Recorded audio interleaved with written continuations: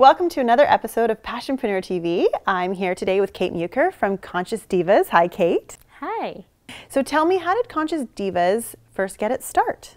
So I was working in a corporate job in marketing, and I loved marketing, loved business, but was totally stressed out, working way too many hours and kind of looking to the next role that I would move into. I was looking up to, okay, that's my marketing director, worked closely with her and was like, you know, that's not really, she worked a lot of hours and didn't get to see her kids as much. And I was just like, it's not really the path I wanted to go. And so I actually left there and joined my husband at our wellness studio. And it was there that I met a really fabulous lady who became my business partner. And the idea, literally the name of Conscious Divas, came to her in a dream. And me and her were just talking about sort of the work that we had done. And it was really, we came from the same place of wanting to live our best life, like every day, to just wake up and be the best versions of us. But we wanted to be around a tribe of women that we felt connected to.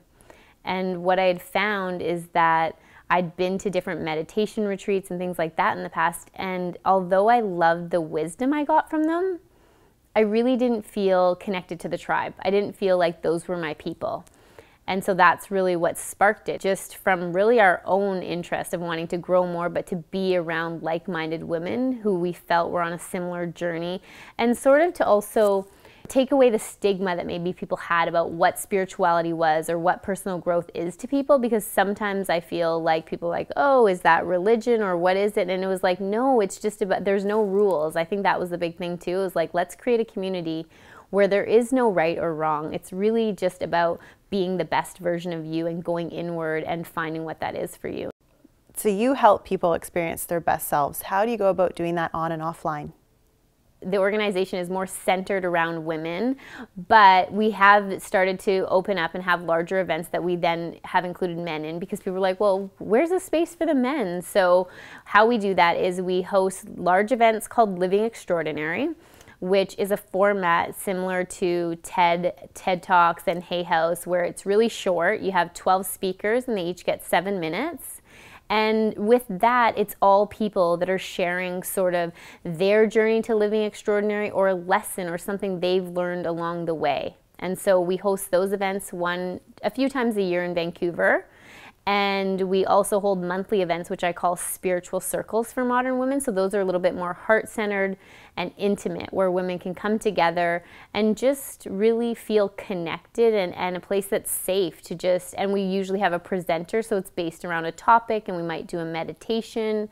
And so that's been a big part of the organization, is through events. And then I would host events with some speakers and book launches and things like that. And what types of things do you do to engage your community online? We have a community of writers that contribute to the site, and so in all different categories, kind of divided by mind, body, soul. We might have things on relationship or healthy recipes.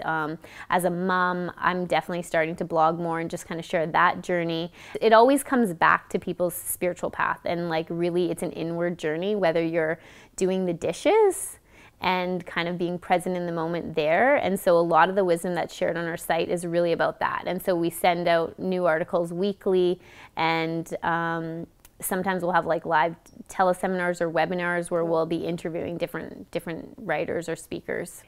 What are you most passionate about?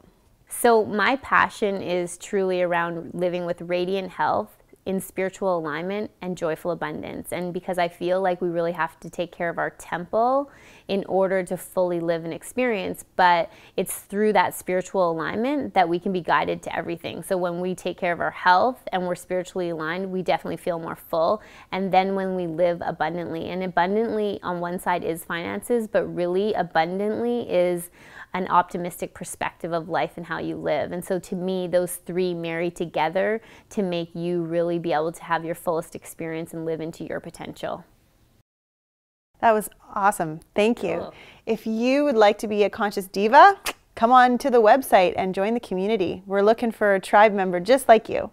And if you want to be on Passionpreneur TV, drop us a line. I encourage you to follow in your own heart's desire, and I'm Adera, and I dare you to be different.